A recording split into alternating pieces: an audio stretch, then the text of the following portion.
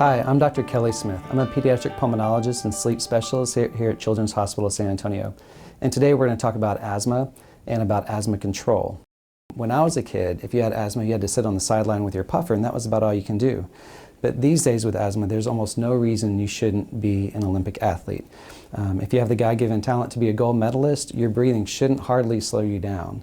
In fact, you should be running, playing full speed without limitations. So it's much, much different now than it was when I was a kid. And so a lot of parents have these expectations from when they were children. And so I want to really raise your expectations today for you and your child.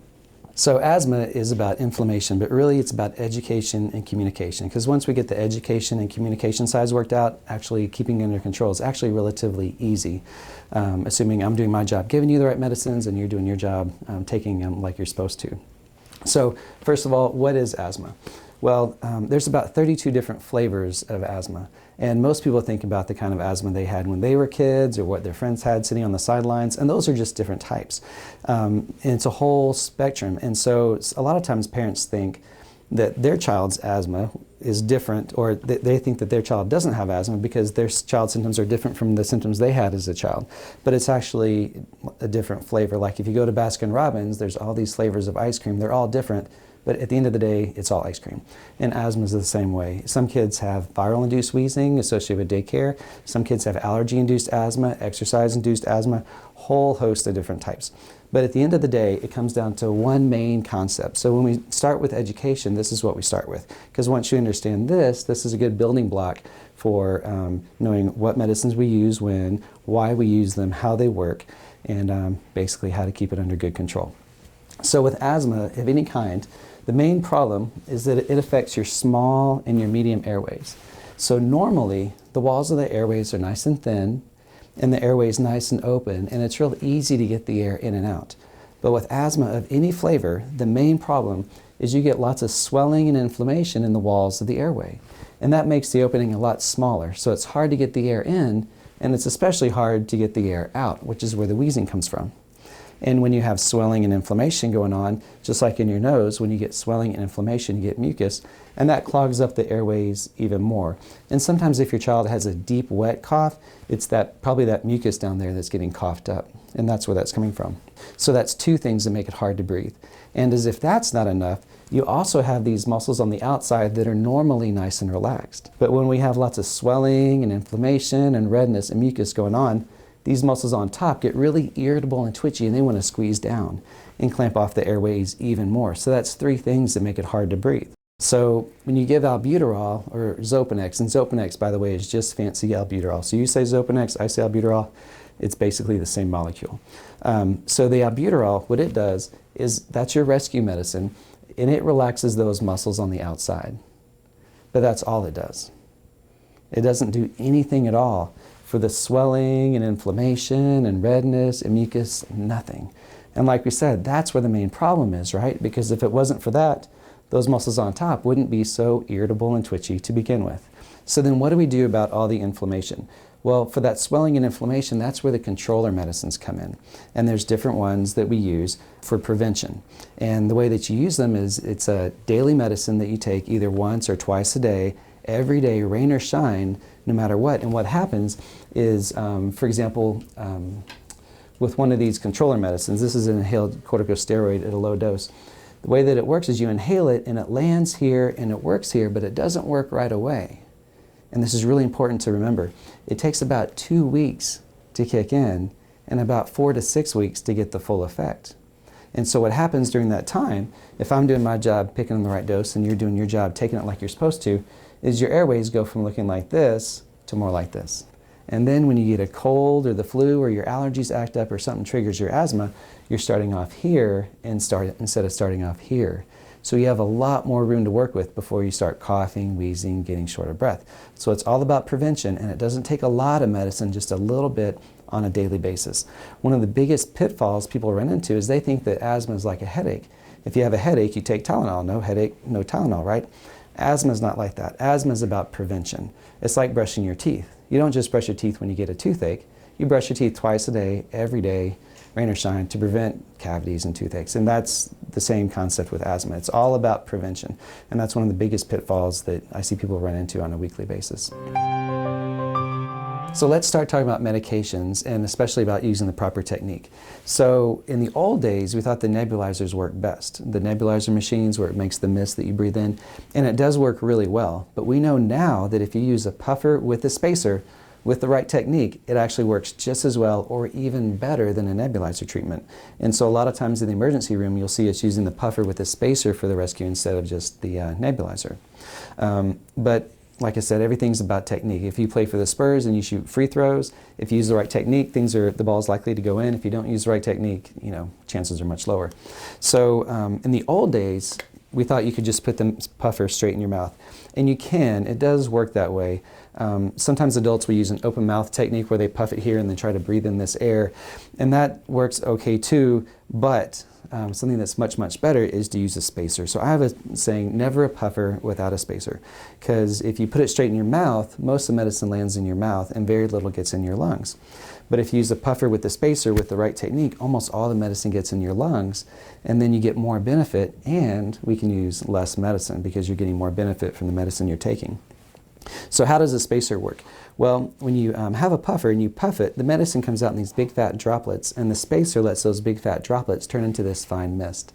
And that fine mist can get into the small parts of your lungs where the asthma is. Here's a little picture that you can see, which is really nice, that shows if you put the puffer straight in your mouth, most of the medicine lands in your mouth, a little bit gets in your lungs. But if you use the puffer with the spacer, with the right technique, most of the medicine gets in your lungs, so you get a lot more benefit. So it's really important. So how do you do it? I want to take just a few minutes to show you how we use this, because a lot of times physicians are too busy, and the staff is too busy. The pharmacists think that someone else taught you how to use it. So I want to be sure that you know how to do this the right way and empower you that way. So the way that it works, this is kind of like a miniature spray paint can. So you want to shake it up for about 30 seconds. The more you shake it, the better. And then you insert it in the spacer, and then you puff, and you take a big, slow, deep breath in, and hold it for 10 seconds and let it out, and then you shake it up, puff, do it again, big slow deep breath in, hold it 10 seconds and let it out. You want to breathe in nice and slowly because the medicine has to go through the spacer and through your mouth, and when it gets to the back of your mouth, it has to make a sharp corner to get down into your lungs. And if you breathe in too fast, it's like cars and trucks and motorcycles going down the road real fast, comes to a sharp corner, they all crash. So you have to breathe in slowly so the medicine can make that corner without crashing. And then as you hold your breath for 10 seconds, it settles out in your lungs. And that's the way you have the best technique. We use this kind of spacer for kids who are usually about age 7 and up, and also for adults. Adults always need to use a spacer. If you're less than 7, we can use a spacer with a mask. And we have different size masks, some for babies in the NICU. A medium-sized mask, such as this one, is usually good from about age 1.5 or 2 up until about age 6 or 7 or 8. And the way that you use it this way is that you shake it up again for about 30 seconds, and you puff, and you have a nice tight seal, and you let the child breathe back and forth about 6 or 8 times. And those 6 or 8 breaths gets all the medicine out of the spacer, and that's one puff. And then you shake it up, puff, do it again, another 6 or 8 breaths, and you're done. It has a little one-way valve here, and so you should be able to see the one-way valve open and close each time they breathe. They don't have to breathe deeply or hard, or don't have to cry. Just nice, normal breathing is the way it works best. Some spacers have a whistle on them too, and so if you're using them this way, and you shake it up and puff and take a big breath in, if you breathe in too fast, it'll make a whistling noise. I'll see if I can do it. Did you hear that? I was breathing in too fast. So you have to breathe in nice and slowly so the medicine can get down in the lungs. I like to tell little kids that this is a police officer blowing his whistle. If you hear the whistle, you're speeding. You're breathing too fast. You have to slow down. So there are other medications too. There's other devices. There's dry powder inhalers called like a discus or an ellipta device. Those work very well too. I don't have one here to show you, but it's very simple to use. What you do is you click it open, and then you hold it like a hamburger, and you suck on it like a milkshake, and take that big breath in and hold it 10 seconds and let it out, and you're done. You should definitely ask to talk to your physician and your respiratory therapist and your nurses and the rest of your team to double check you and be sure that you're using the right technique with these medications. Let's talk about asthma triggers. There's lots of things that trigger asthma. It could be viruses, allergies, reflux, sinusitis, obstructive sleep apnea. Those are some of the common ones. And it's important to address those because if those things are triggering your asthma, it makes the asthma harder to control. As a pulmonologist, I spend a lot of time and effort trying to figure out what other things are going on. It's because once we control those things, the asthma becomes easier to manage, and then we can use less asthma medicine, because I don't want my kids or your kids taking any more medicine than they absolutely need. We want to get you the best control with the least amount of medicine. So how do we do that? Well, if you're allergic, if you have allergies, seasonal allergies or allergies that are there year-round, like dust mites, cats, dogs, or whatever, there's ways that we can test for those, either the skin testing on the back, or we can do a blood draw, which is almost just as good. And we can figure out what you're allergic to, and then we can talk about steps to avoid those things.